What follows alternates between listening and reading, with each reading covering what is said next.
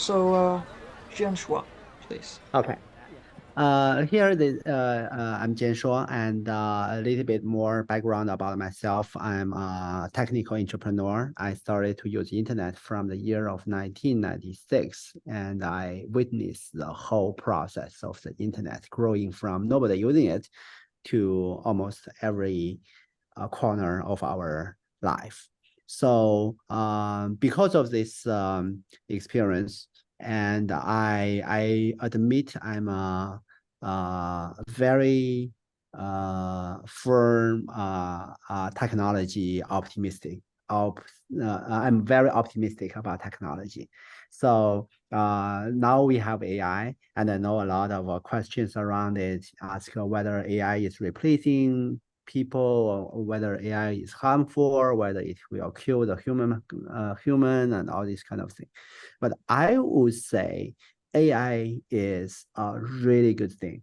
I would even argue that all the industries that will be disrupted by AI, other industries that will be promising, and all those industries that's not impacted by AI will don't have a bright future.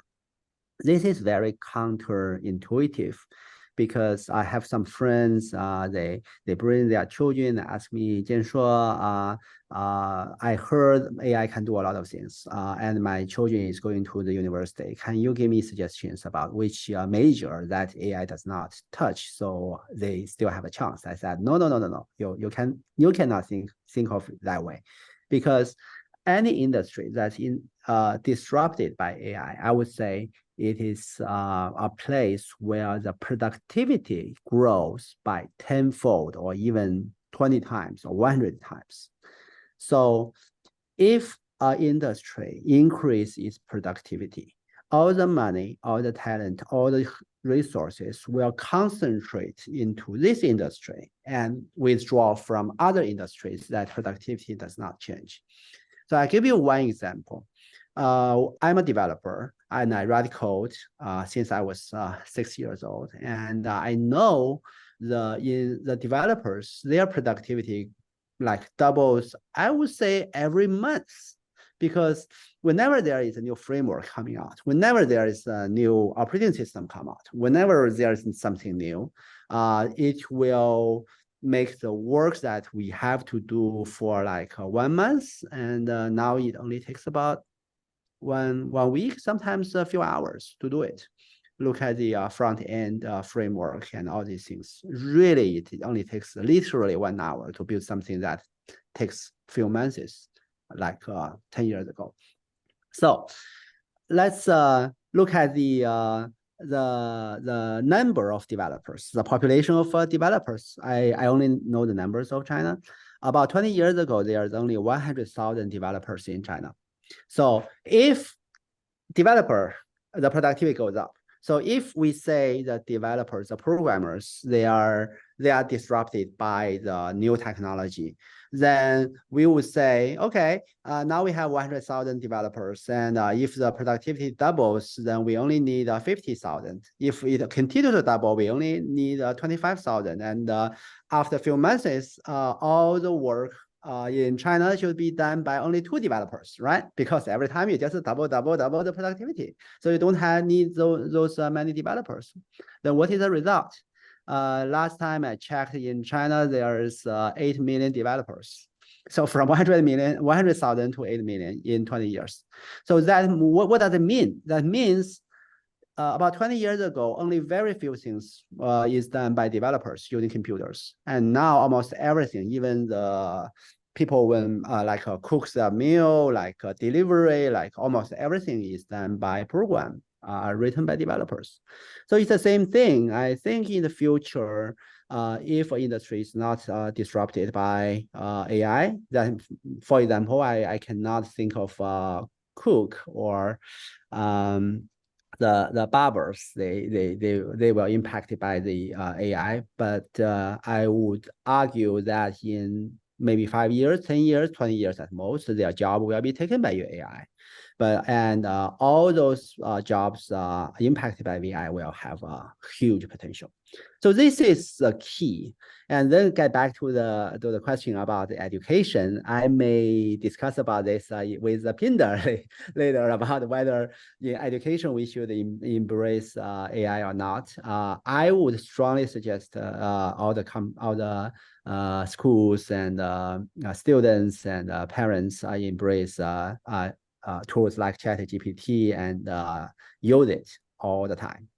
Why? Because a lot of the skills we have learned since when we were a child is no longer useful in current world. If my grandfather is still alive, when he sees me as his grandchildren, he will feel I'm a fool. I cannot do anything that he can do. I cannot raise a house. I cannot. Do not. If I go to the field, I cannot do any work in the farm.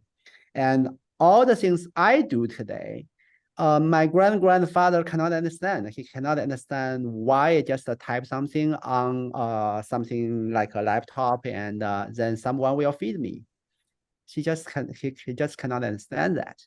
So today, AI, we have spent like 20 years or even longer to learn a lot of skills. And all of a sudden, this skill is done by AI. I truly understand. I myself feel the disappointment, the worry, all the feelings, all the strong emotions regarding the AI that it comes out and do a lot of things we spend so much effort to learn. It's I call it the kung fu the moment when the kung fu masters see again. Like he spent like 20-50 years to learn all the kung fu to fight with another person, and when he sees it again, then it's his world will vanish, right?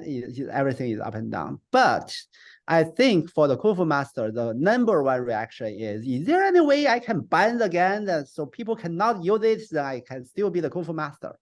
So today, I think it's the same thing. We can do a lot of things much easier, but the children, they are happy. You look at the reaction of the children, especially in the kindergarten, in the primary school. They are so happy that they can create their essays, write their articles in 5 minutes, in 2 minutes. But their parents are really worried. Wow, yeah, I think this the same feeling and the same look who had appeared in the face of my parent when I was using a calculator at that time, and he worries I cannot learn my algebra and all the science. So back to the question, I would say we should embrace AI in education, and the current AI, especially ChatGPT enabled natural language-based user interface, will create about 1 billion programmers of the world. Currently in China, there is only like 8 million developers. The whole world, I would say like 20 million developers, programmers.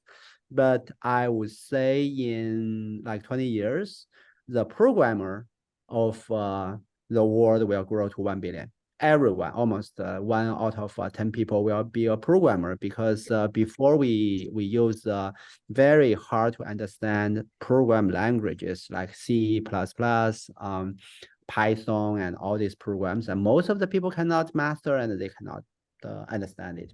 But if the interface of the computer will become a natural language, then everyone can do it. People in Africa can do it. People everywhere can do it. They can tell directly tell the machine, tell the machine what they want to do, and they become a developer. And everyone is more capable of doing a lot of very complicated stuff that only developers and or scientists can do before. So this is a huge increase in productivity. And the final question people ask is, no matter what, the AI is taking my job, so I'm concerned.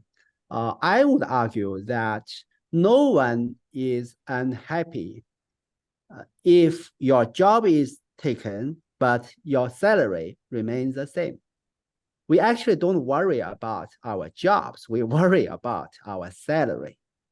But I would argue that in the future, everyone will keep the same salary or even more salary in terms of how many foods, how many things you can buy. Our life will be better and better, and all the job will be done by AI. Why I'm so confident about it? Because 100 years ago, 95% of all the human population are farmers. You have to work in the field, in the farm to feed the people. And now in Europe, only 3% of all the populations are farmers. Even in China, there's only 8% of the people working on farms. So why about on average 5% of the whole population can feed the whole world? Just because of all the technology advances, like all the energy, all the agricultural machinery and all these things. So I would say if today, I just guess, maybe let's say 80% of the people still have to work to feed the whole population. Work that is not defined by working in a farm, but I'm working and everyone here is working. But I would say in the future, maybe 20 years, 50 years, only 5% of the whole population need to work. The work is defined by today's definition. Then the rest of the people, maybe 95% of the people, they don't have to work because 5% of the people plus the increase the productivity of AI can feed the whole world population. Then we only need to do something I call the behavior art. I would call my work as a kind of a behavioral art work because this is my grandfather father will call me because I do not work at all from his perspective, right? I just come here and talk with you guys, and this is my work. And even after this session, I only type something on the keyboard and have coffee with people, and I make a lot of money. Why is that? I would contribute all the money I get, all the food I get, all the contribution I make to this world with the help of all the existing technology. And in the future, this trend will continue. I'm very looking forward to a future where AI do all the work and all the human get all the salary. So that's basically my optimistic outlook about the future of AI. Thank you.